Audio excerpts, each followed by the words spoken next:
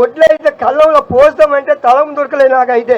ఒక్కటే పడవ పోసుకొని రాసి 4 రోజులు అట్నే పోసుకునే రాసి ఎండ పోస్తామంటే తలం లేదు.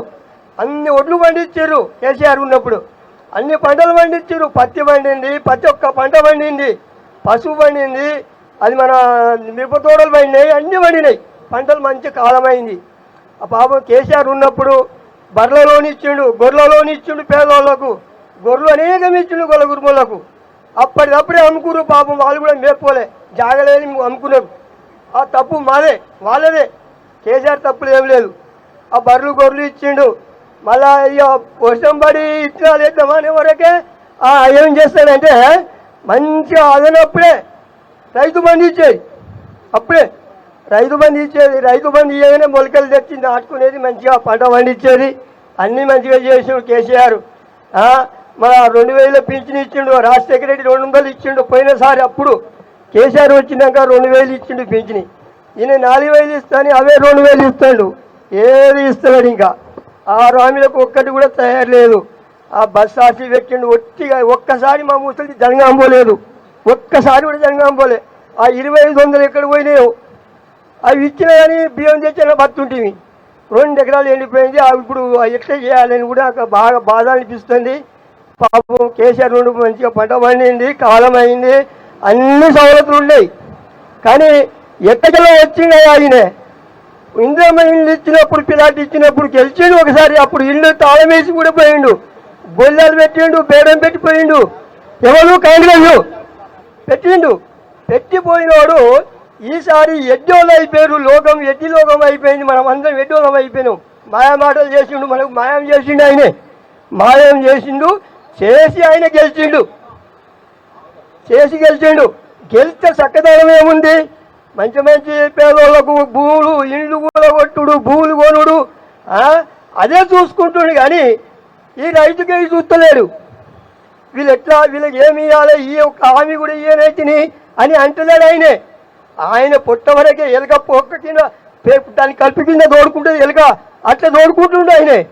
నిర్లుగా కేసీఆర్ 10 సంవత్సరాలు బాకీ చేసిండు, అప్పు చేసిండు. కానీ ఈయన ఇప్పుడే ఎక్కువ అప్పు చేసి పాడలేంగిలో. కానీ మనం అమ్మేస్తాడుగా, అందరు అమ్ముకుంటాడు ఆయనే. అట్లా చేసిండు. ఇప్పుడు కాంగ్రెస్ ఆయన మాట్లాడతాడు కదా, ఇంకా చిన్నగా మాట్లాడాడు. టీవీలో చూసినా మొన్న ఎంత గరంగా మాట్లాడుతున్నాడు. ఒక్క పని చేయలే కానీ కోపం వస్తుంది నాకు. ఆ టీవీ బంద్ చేయాలని చెప్పి మా కొడుకు టీవీ పెట్టా బంద్ నేను. ఆ టీవీలో మాట్లాడుతాడు, చక్కదనం చెప్పుకుంటాడు. ఆయన బాగా పెద్ద చెప్పుకుంటాడు. కానీ నరులు అందరు ఏడుతున్నారు, లోకం ఏడుస్తుంది, భూమి తల్లి ఏడుస్తుంది. వాని ముఖమే కాలం లేదు. ఆ 2000 పింఛన్ గది చేసాడు. ఆ 4000 ఇస్తాడే నమ్మిరు. లోకం ఎడ్డి లోకం అయిపోయింది. అందరు ఓటు వాళ్ళు చేసిరు. వాడు గెలిచి ఆ వానక మీద కూసుడు, మీద అంత కూసుడు. అక్కడ పోయి చూసి మాట్లాడతాడు. అట్లాంటి కాంగ్రెస్ వచ్చింది. ఈసారి మాత్రం కేసీఆర్ ఓటేమని వచ్చినా రాకుండా ఊరు తిరగకుండా కానీ ఇంటికాడ కుర్చీ మీద కూర్చుంటే ఓటేస్తాడు లోకం. కుర్చీ మీద కూర్చుంటే లోటు పంపితే ఆయనకు ఓటేస్తారు. ఆయన గెలుస్తాడు. ఆయన గెలిస్తే కాలం అవుతుంది. మళ్ళా వాగులు నట్టాయి, చెరువు నిండుతాయి, లోకం పచ్చదనం ఉంటుంది. ఒక్క మడి లేకుండా కదా దున్ని అన్ని దున్ని పారితారు, నాటి పెడతారు, పొలాలు కూడా నాటి పెడతారు. అవునా, 2 ఎకరాలు ఎండిపోయింది. ఇప్పుడు ఎట్లా పెట్టాలి, ఊరు కుటుంబాలు ఎట్లా బతకాలని ఏడుస్తున్నాం మేము. భూమి తల్లి ఏడుస్తుంది. వేసిన పంట ఎండిపోయింది కదా, ఎందుకు భూమి తల్లి ఏడుస్తుంది. వానికి ఇంత కూడా శ్రమ లేదు. ఆయన ఇంత కూడా అయ్యో అనిపిస్తలేదు ఆయనకు. ఆయనే చూసుకుంటారు. 3-4 ఉన్నారు. వాళ్ళే మాట్లాడుకుంటారు ఆడ కూర్చొని. ఇంకా కేసీఆర్ ఏమైనా మాట్లాడితే అడ్డం పోతాడు.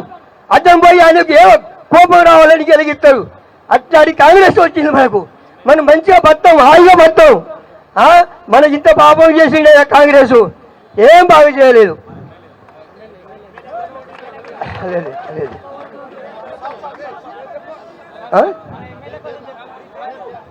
నా పేరు సిద్ధబాయి తండా కున్సో ధన్ సింగ్.